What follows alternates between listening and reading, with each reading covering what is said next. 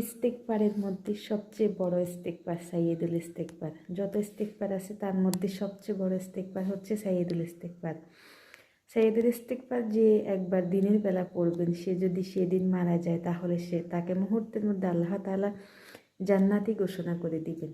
আর যদি সে রাতের বেলা একবার পড়তে পারে, তাহলে রাতের বেলা যদি তার মৃত্যু হয়, তাহলে মুহূর্তের মধ্যে আল্লাহ পাক তাকে জান্নাতি ঘোষণা করে দিবেন। তাই প্রত্যেকেরই সাইয়্যিদুল ইস্তেগফার শিখে রাখা উচিত, শিখে রাখা ভালো, কলবের মধ্যে রাখা ভালো। যারা যারা পারেন না তারা এই দোয়াটি অবশ্যই শিখে নেবেন।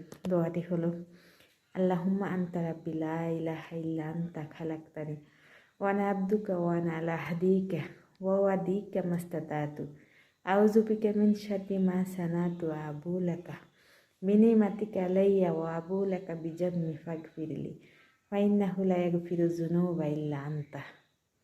সবাই দোয়াটি শিখে নেবেন, ভিডিওটি শেয়ার করে দিবেন, যাতে করে আপনার শেয়ারের উসিলে আরেকজন শিখতে পারে।